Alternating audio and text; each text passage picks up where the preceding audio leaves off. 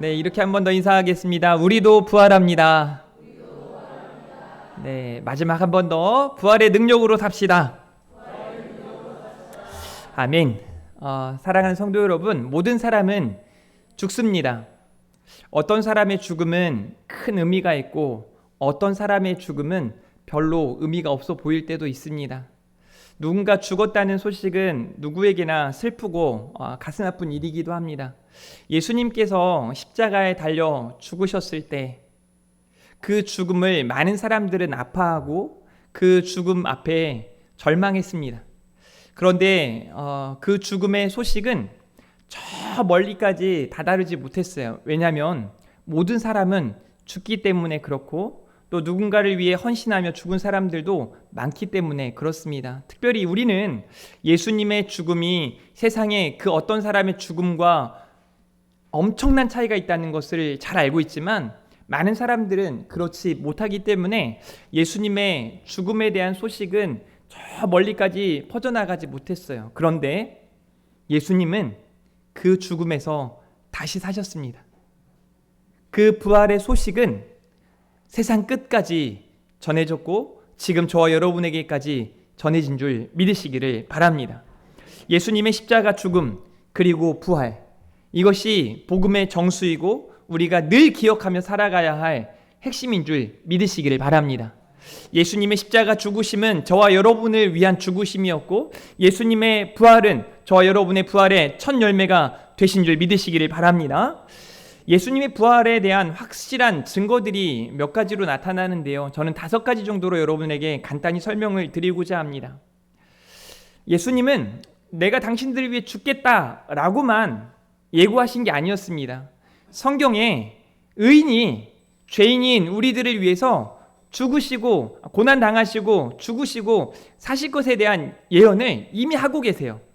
그러니까 성경이 이미 예고했고 예고된 대로 예수님은 십자가에 달려 죽으셨고 그렇게 죽으신 다음에 다시 사셨다는 거예요. 실제적으로 예수님이 죽으셨다는 겁니다. 예수님의 부활을 믿지 않은 사람들이 있어요. 여전히 예수님의 부활을 믿지 않는 사람들이 있습니다. 이 당시에도 사두개인들은 부활이나 영적인 신비한 것들은 믿지 않았습니다. 그러나 예수님의 죽음에 대해서는 모두가 믿습니다. 예수님이 죽었겠죠. 그리고 예수님이 살아나셨다는 겁니다. 예수님이 살아나셨다라는 증거는 바로 빈 무덤이 그 증거죠. 예수님이 말씀하신 대로 다시 살아나셨다는 거예요. 사망 권세를 깨트리고 다시 사셨다는 겁니다. 무덤을 예수님이 다시 사시겠다라고 말씀하시니까 그 무덤을 지키기 위해서 그 당시에 많은 사람들이 애썼죠. 큰 바위로 문을 막아놓고 경비병들이 그냥 계속해서 그 문을 지키고 있었지만 예수님은 그 무덤에서 나오셔서 많은 사람들에게 나타내 보이신 줄 믿으시길 바랍니다. 그리고 예수님께서 실제로 다시 살아나셔서 40일 동안 많은 사람들에게 나타내 보이시는 거예요. 걸어 다니시면서 예수님을 믿고 따르는 자들에게 뿐만 아니라 많은 사람들에게 예수님이 사셨음을 증거하셨다는 거죠. 그리고 그 살아계신 예수님을 본 많은 증인들이 계속해서 선포하고 증언하고 증인의 삶을 살아가면서 지금 저와 여러분에게까지 부활의 소식은 전해진 줄 믿으시기를 바랍니다. 예수님은 부활하셨습니다. 그리고 말씀하신 대로 우리도 반드시 죽음 후에 부활하는 줄 믿으시기를 바랍니다. 오늘은 부활의 능력이라는 제목으로 함께 말씀을 나누는데요. 부활은요, 절망을 소망으로 바꿔주시는 능력입니다. 아멘. 예수님이 십자가에 달려 죽으셨을 때 목자를 치니 양들이 흩어진다는 말씀처럼 많은 사람들이 흩어지고 각자 제 길로 나아갑니다. 절망이었죠. 예수님을 바라보면서 예수님이 공생애 동안에 나타나신 그 능력, 예수님이 하나님 나라에 대하여 가르쳐 주시고 하나님 나라를 선포하시고 하나님 나라의 능력을 세상 가운데 나타내실 때 병든 자가 일어나고 귀신 들린 자가 귀신이 다 쫓아나고 정상으로 돌아오고 안진뱅이가 일어나고 엄청난 하나님의 역사를 나타내 보이시는 거죠. 오병이어의 기적, 칠병이어의 기적, 물 위를 걸으시고 우리 주님께서 나타내신 여러 가지 역사들을 보면서 저분이야말로 진짜 메시아구나, 저분이야말로 우리를 구원하실 분이구나 하며 우리 주님을 따라갑니다. 그러나 그 주님의 가르침들을 듣자 하니 자신들이 생각한 것처럼 그저 정치적으로, 군사적으로 로마의 압제 가운데 그들을 건져주실 분이 아니라 그들을 사망에서 건져내시고 진짜 하나님 나라가 무엇인지를 가르쳐 주시는 예수님을 보면서 고개를 갸우뚱하는 사람들도 있었고 또 오히려 예수님을 외면하는 사람들도 있었습니다.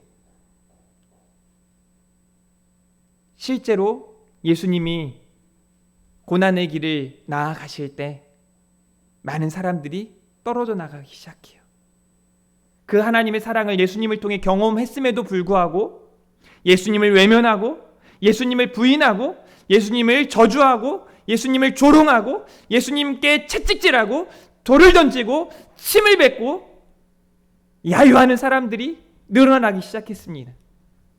그런 모습을 본 예수님을 진짜 믿는 예수님을 따르는 사람들은 절망이 찾아왔습니다. 그들에게는 슬픔이 찾아왔습니다. 고통이 찾아왔습니다. 그런데 우리 주님께서는 십자가에 달려 죽으셨을 뿐만 아니라 죽은 지 3일 만에 다시 살아나셨습니다. 그리고 절망 가운데 있는 많은 이들에게 찾아가셔서 예수님이 다시 사셨음을 직접 보여주셨습니다. 그래서 절망을 소망으로 바꾸어주신 줄 믿으시기를 바랍니다. 오늘 또 우리가 교동문을 읽을 때 이런 말씀이 기록되어 있죠. 만일 그리스도 안에서 우리가 바라는 것이 다만 이 세상의 삶뿐이면 모든 사람 가운데 우리가 더욱 불쌍한 자일이라 라고 말씀하고 있습니다. 오늘 데살로니가전서 4장 13절 말씀에 형제들아 자는 자들에 관하여 너희가 알지 못함을 우리가 원하지 아니하노니, 그러니까 알아야 된다는 거죠. 그러면서 이는 소망 없는 다른 이와 같이 슬퍼하지 않게 하려 함이라 라고 말씀하면서 우리가 알아야 할 중요한 것, 슬퍼하지 않게 바울이 지금 생생하게 증언하고 있는 것, 그게 바로 부활이라는 거예요. 부활이 없다면 우리는 가장 불쌍한 사람들일 수 있습니다. 이 세상의 삶뿐이면 우리는 가장 불쌍하다는 거예요. 그러나 그렇지 않다는 겁니다. 사랑하는 성도 여러분, 죽음 후에 모든 사람들은 부활합니다. 의인이나 죄인이나 모든 사람들은 다시 삽니다.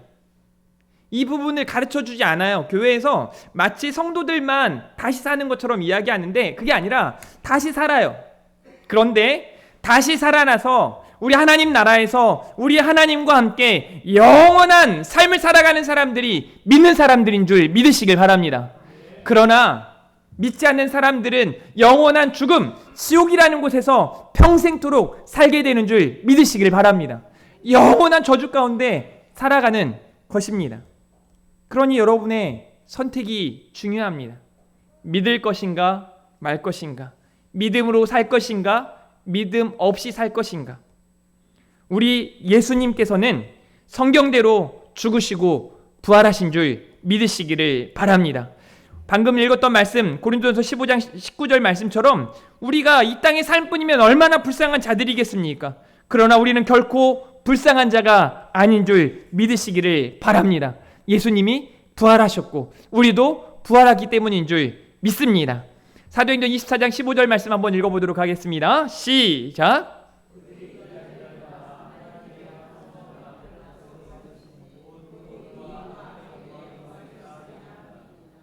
아멘. 그들이 기다리는 바 하나님께 향한 소망을 나도 가졌으니 곧 의인과 악인의 부활이 있으리라 함이니이다 라고 말하고 있죠.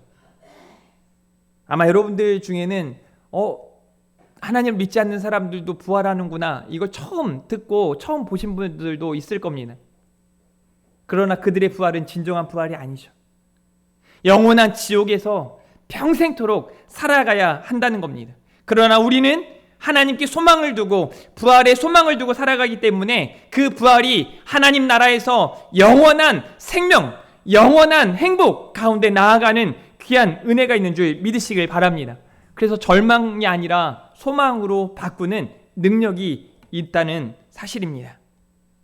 두 번째로는 죄인을 의인되게 하는 능력이 있습니다. 부활의 때 믿는 우리들이 구원의 완성을 경험하게 될 줄 믿습니다. 오늘 14절 말씀에 이렇게 말씀을 하고 있습니다. 우리가 예수께서 죽으셨다가 다시 살아나심을 믿을진데, 여러분 믿으시죠? 이와 같이 예수 안에서 자는 자들도 하나님이 그와 함께 데리고 오시리라 라고 말씀합니다. 저는 오늘 본문을 들고 부활주일에 말씀을 전할 때 마음 한편에 약간의 부담감이 있었습니다. 왜냐하면 데살로니가 전후서 말씀을 이미 수요 예배 때 또 같은 본문으로 이미 여러분들 앞에 설교한 적이 있기 때문에 그렇습니다. 어떻게 다르게 할까? 조금은 다른 내용들을 첨가해야 될 텐데, 그러나 다를 필요가 없죠. 그저 있는 말씀 그대로를 전할 때 여러분들에게 그 말씀이 능력이 될 줄 믿습니다. 부활은 우리를 거듭나게 하는 산소망인 줄 믿으시기를 바랍니다. 그러니 부활을 생각하면서 여러분들이 다시 여러분의 삶을 점검해 볼 수 있기를 바랍니다. 베드로전서 1장 3절 말씀, 우리 주 예수 그리스도의 아버지 하나님을 찬송하리로다. 그의 많으신 긍휼대로 예수 그리스도를 죽은 자 가운데서 부활하게 하심으로 말미암아 우리를 거듭나게 하사 산소망이 있게 하시며 라고 말씀하고 있습니다. 부활이 있으리라 라고 말씀하시면서 부활을 믿는 우리 성도들이 어떻게 살아가야 되는지를 이야기하시는 거죠. 우리는 부활을 믿는 성도들입니다. 그러니 예수 그리스도 안에 거하시기를 주님의 이름으로 축복합니다. 오늘 본문 4장 17절 말씀이에요. 그 후에 우리 살아남은 자들도 그들과 함께 구름 속으로 끌려 올려 공중에서 주를 영접하게 하시리니 그리하여 우리가 항상 주와 함께 있으리라 라고 말씀하는 겁니다. 그러니까 믿는 사람들의 부활은 우리가 하나님께 나아가 하나님과 항상 함께하는 그 은혜가 주어졌다는 거예요. 그 부활을 소망하면서 믿음으로 사시기를 주님의 이름으로 축복합니다. 더 무서운 거예요. 그러니까 믿지 않는 자들이 당할 그 저주가 우리가 생각하는 것처럼 그냥 한번 딱 죽는 게 아니라니까요. 이런 거죠. 믿지 않는 사람들이 이런 생각을 하고 살아가요. 그냥 내 마음대로 이 세상에서 누리고 싶은 대로 누리고 거짓말하고 싶은 대로 거짓말하고 욕심대로 살아가다가 그저 한번 죽으면 끝인 걸 이라고 생각하는 거죠. 그렇지 않습니다. 자신이 생각하는, 자신이 경험할 수 있는 모든 고통보다 더한 고통을 지옥에서 영원토록 당하게 되는 것입니다. 그러니 정말 무서운 거예요.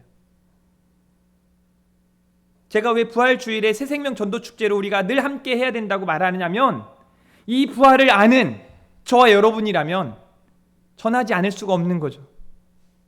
그냥 내버려 두실 수 있습니까? 이런 생각들을 할 거예요. 믿는 여러분들이 믿지 않는 집에 있는 누군가나 또 직장의 동료들을 생각하면서 야, 참 저렇게 애쓰고 수고하면서 사는데 마음 한편에 불쌍하다. 그 정도가 아니에요. 이 땅에서도 그렇게 살아가고 죽음 후에 영원한 지옥에서 계속해서 영원토록 그런 저주 안에 놓이게 된다는 사실을 잊지 마시기를 바랍니다. 그러니 지금 전해야 하는 거예요. 지금 증인으로 살아가야 하는 거예요. 거듭난 하나님의 사람 성도들이 부활의 증인으로 살아가야 함을 잊지 마시기를 주님의 이름으로 축복합니다. 우리 하나님의 사람 성도들은 주님과 함께 죽고 주님과 함께 사는 자들인 줄 믿으시기를 바랍니다. 로마서 6장 4절 말씀, 그러므로 우리가 그의 죽으심과 합하여 세례를 받음으로 그와 함께 장사되었나니 이는 아버지의 영광으로 말미암아 그리스도를 죽은 자 가운데서 살리심과 같이 우리도 또한 새 생명 가운데서 행하게 하려 함이라 라고 말씀하고 있습니다. 6장 5절 말씀에 그의 부활과 같은 모양으로 연합한 자가 되리라 라고 말씀합니다. 하나님의 사람 성도는 죄에 대하여 죽고 의에 대하여 산 자들인 줄 믿으시기를 바랍니다. 그러니 부활은 거듭남의 능력이 있는 거예요. 죄인인 우리를 의인되게 하시는 능력이 있는 줄 믿으시기를 바랍니다. 우리가 부활 후 주와 함께 있으리라 라고 말씀하세요. 우리 예수님이요, 나는 부활이요 생명이니 라고 말씀하세요. 예수님 자신이 부활이요 생명이라 라고 말씀하시면서 믿는 자는 죽어도 살겠고 무릇 살아서 믿는 자는 영원히 죽지 아니하리라 내가 이것을 믿느냐라고 말씀하십니다. 예수님은 부활이요 생명입니다. 부활을 믿고 살아가시기를 바랍니다. 고린도전서 15장 20절 말씀에 그러나 이제 그리스도께서 죽은 자 가운데서 다시 살아나사 잠자는 자들의 첫 열매가 되셨다라고 말씀하세요. 우리 주님이 부활하신 것처럼 저와 여러분들도 부활하는 사람들인 줄 믿으시길 바랍니다. 성도는 죽음을 향해 살지 않고 부활을 향해 사는 사람들인 줄 믿으시기를 바랍니다. 이것이 진짜 부활이죠. 죽은 자들이 영원한 지옥에서 사는 것과는 완전히 차이가 있는 거죠. 마지막 세 번째로는요, 저는 오늘 이 부분을 좀 여러분들께 강조하고 다시 한번 이 시대의 교회가 지금 이 시대의 크리스찬으로 살아가는 저와 여러분이 어떻게 살아가야 하는가를 조금 고민하고 결단하는 은혜의 시간이었으면 좋겠습니다. 저는 어른을 찾고 있습니다. 저는 이 시대에 어른을 찾고 있습니다. 2023년도에 어른 이름이 뭐였죠? 김장하라는 다큐멘터리가 나오고 얼마나 많은 인기를 누렸는지 모릅니다. 제가 이분이 크리스찬이었으면 좋겠다 뭐 이런 마음을 가지고 아무리 찾아봐도 이분이 어느 교회에 출석하는지 이런 건 잘 모르겠어요. 그런데 이분에 대한 이야기를 가지고 예수님을 많이 본받은 사람 이렇게 소개하면서 이분의 어떤 헌신과 이분의 겸손과 이분의 열심을 설명하는 것을 보았습니다. 제가 왜 어른을 찾고 어른이 필요하다는 말씀을 드리냐면 어른은요 1차적으로는 다 잘한 사람 또 다 자라서 자기 일에 책임을 질 수 있는 사람이라고 말합니다. 이것만 해도 다 잘한 건 다 맞잖아요. 혹시 여러분들 중에 더 잘하고 계신 분 계십니까? 자기 일에 책임을 질 수 있는 사람, 책임지지 않는 분들이 많습니다.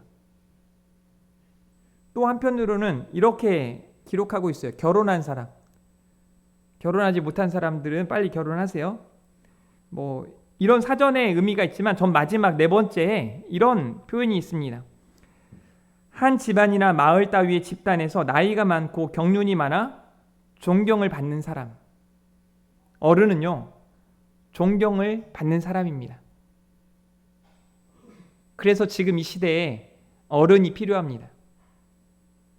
저는 오늘 어른 김장하라는 분을 여러분들께 소개하려고 하는 것이 아니라 이런 글이 올라와서 제가 보고 깜짝 놀랐어요. 이 글을 쓴 사람은 정재화라는 성도입니다. 나에게도 어른 김장하 선생이 있다. 키다리 아저씨 안을주 장로님이라고 표현합니다.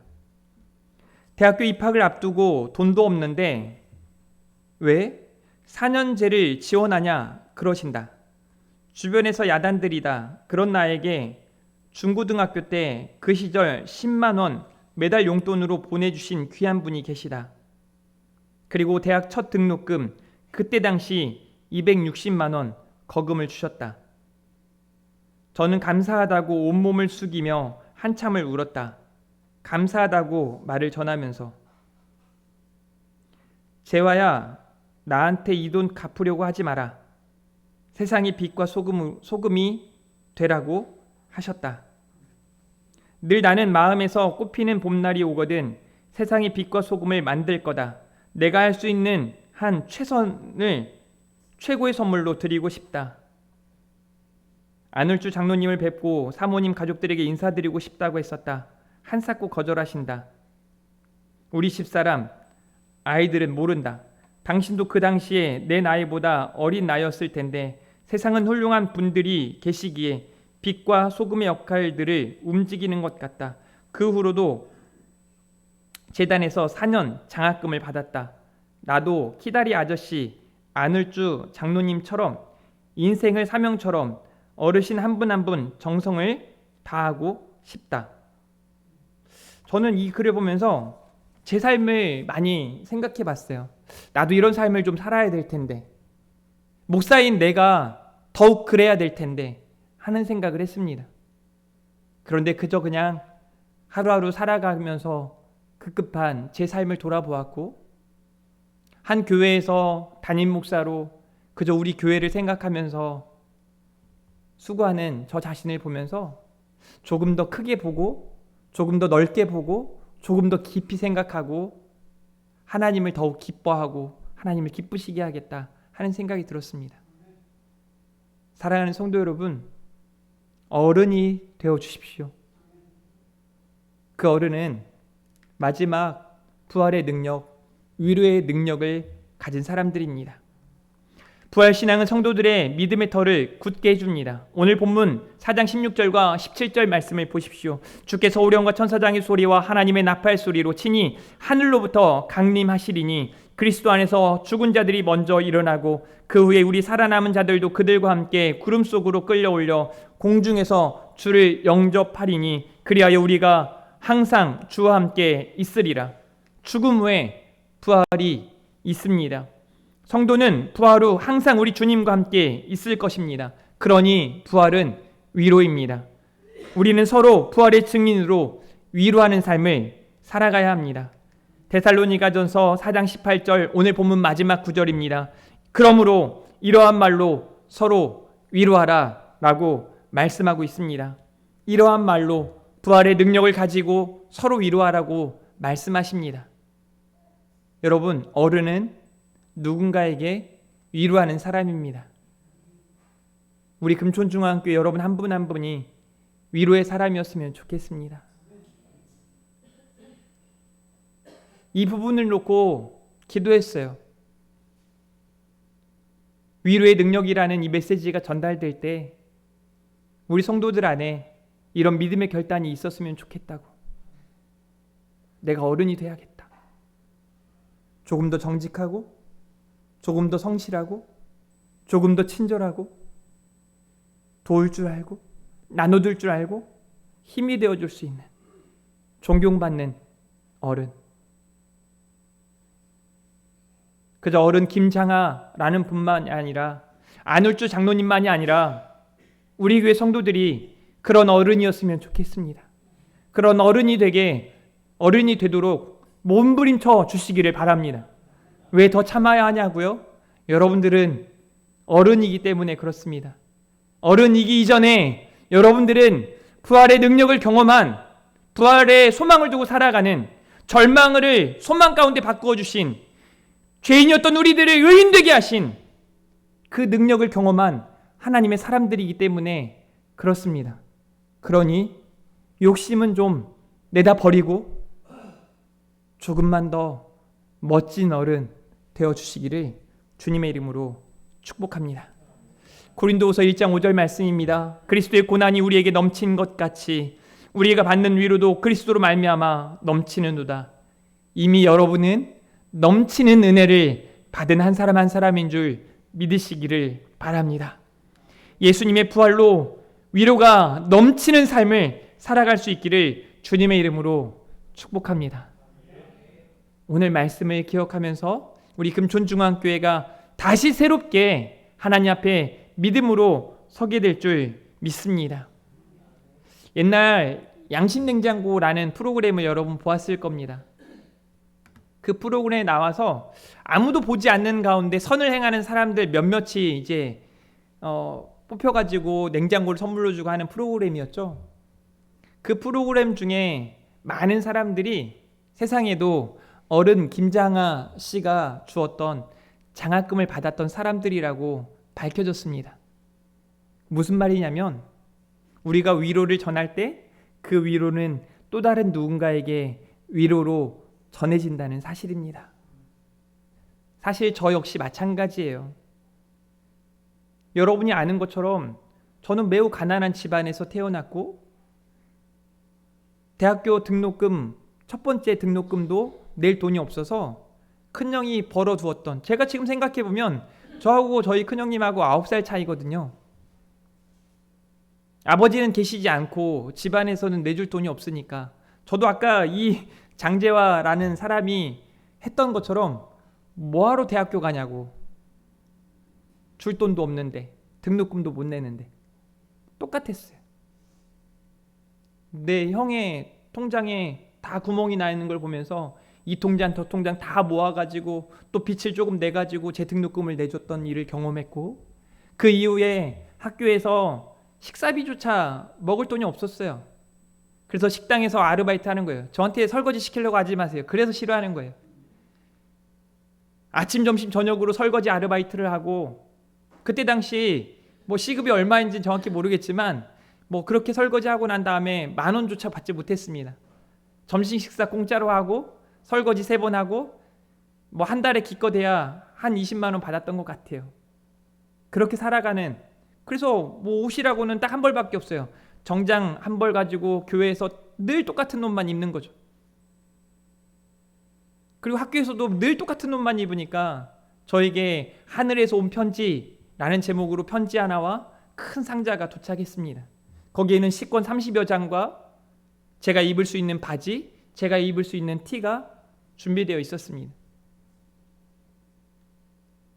2주 넘게 제가 그걸 그냥 바라만 보고 있었어요. 상자조차 뜯지 못하고 있었어요.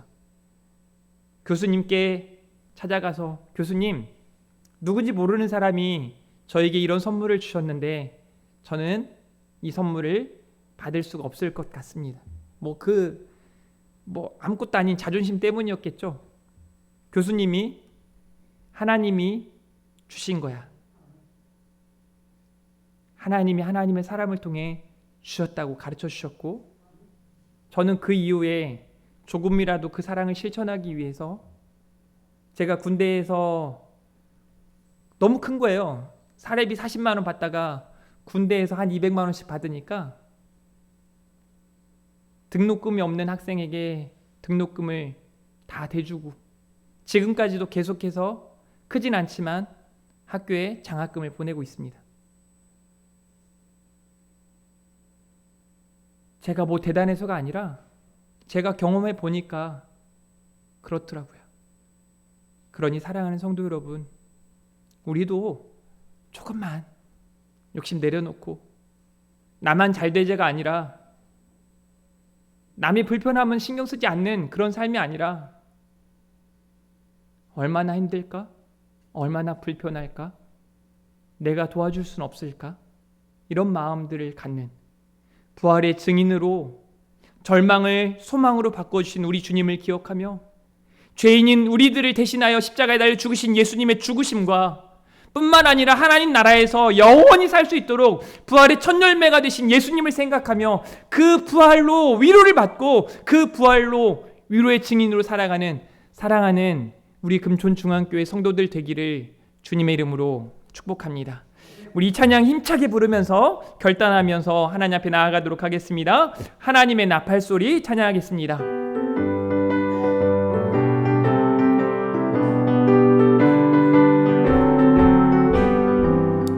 하나님의 나팔소리 천지 진동할 때에 예수 영광 중에 구름 타시고 천사들을 세계 만국 모든 곳에 보내어 구원받은 성도들을 모으리. 나팔 불 때 나의 이름, 나팔 불 때 나의 이름, 나팔 불 때 나의 이름, 부를 때에 잔치 참여하겠네. 무덤 속에 잠자는 자 그때 다시 일어나 영화로운 부활 승리 얻으리. 주가 택한 모든 성도 구름 타고 올라가 공중에서 주의 얼굴 배우리. 아멘. 나팔 불 때 나의 이름, 나팔 불 때 나의 이름, 나팔 불 때 나의 이름, 부를 때에 잔치 참여하겠네. 주님 다시 오실 날을 우리 알 수 없으니 항상 기도하고 깨어 있어서 기쁨으로 보좌 앞에 우리 나가서도록 그때까지 참고 기다리겠네. 나팔 불 때 나의 이름, 나팔 불 때 나의 이름, 나팔 불 때 나의 이름, 잔치 차며 나팔 불 때 나의 이름 나팔 불 때 나의 이름 나팔 불 때 나의 이름 나팔 불 때 나의 이름 부를 때에 잔치 참여하겠네. 아멘. 하나님 그렇습니다. 나팔 불 때 우리 하나님께서 저와 우리 성도들의 이름을 부르실 줄 믿습니다. 그 하나님 나라의 잔치에 참여할 하나님의 사람 성도들이오니 절망을 소망으로 바꾸신 우리 하나님, 죄인을 의인되게 하시는 우리 하나님의 은혜를 기억하며 위로의 사람, 이 시대의 어른들 되게 하여 주시옵소서. 오늘 또 하나님께 준비된 예물을 드립니다. 이 예물이 쓰이는 곳곳마다 하나님의 선하신 역사가 나타나게 하여 주시옵소서. 곳곳에 하나님의 위로가 전해지게 하시고 하나님의 능력이 나타나게 하여 주시옵소서. 하나님을 사랑합니다. 감사합니다. 예수님의 이름으로 기도합니다. 아멘.